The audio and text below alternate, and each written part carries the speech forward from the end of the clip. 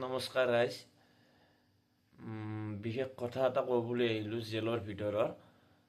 মানে জেলৰ ভিতৰত কিছুমান বস্তু বিক্ৰী কৰে, সেইবোৰ নিচাজাতীয় বস্তু, এইবোৰ মানে নিষিদ্ধ এনে, কিন্তু ভিতৰত পোৱা যায়।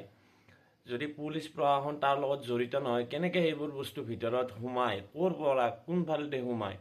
যেনেকৈ পাত চাধা এটাৰ দাম বাহিৰত 2 টকা, খুব বেছি হয়, বেছিতকৈও বেছি ল'লে 2 টকা ল'ব। 2 টকাতে বহুত ডাঙৰ পাত এটা দি দিয়ে, কিন্তু সেই একে পাত আপুনি জেলৰ ভিতৰত পাব 50 টকা। বিড়ি এক মুঠাৰ দাম 200-300 হ'ব পাৰে, এটা বিড়িৰ দাম 50 টকা। তাৰপাছত ডেচলে খাটিৰ দাম 10 টকা এটাৰ দাম, লাইটাৰ এটাৰ দাম 80-90 টকা। এইবোৰ যদি পুলিচ প্ৰশাসন যদি তাৰ জেলৰ দায়িত্বত থকা পুলিচ যদি তাৰ লগত জড়িত নহয়, কেনেকৈ এই বস্তুবোৰ ভিতৰত সোমাই কৈ দিয়ে পাই বিক্ৰী তাতে মুকলিভাৱে বিক্ৰী কৰি আছে জেলৰ ভিতৰত।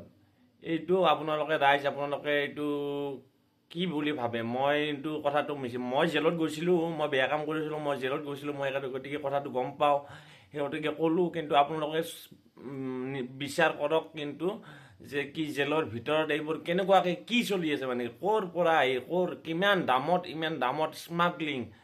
এই স্মাগলিং দুনিয়া এটাৰ ইয়াতকৈ বেলেগ স্মাগলিং মই ডাঙৰ স্মাগলিং ইয়াত দেখা নাই। ইয়াত জেলতকৈ জেল হায়েষ্ট ওপৰত আছে স্মাগলিঙত জেল, য'ত বিড়ি চিগাৰেট এইবোৰ বিড়ি এটাৰ দাম 10 টকা, য'ত এপেকেটৰ দাম 10 টকা, তাত এটাৰ দাম 10 টকা। এটা সাধাৰণ পাত চাধাৰ পাতৰ দাম 2 টকা বাহিৰত, তাত 50 টকা। আপুনি ভাবক কেনেকুৱা স্মাগলিং কৰিছে।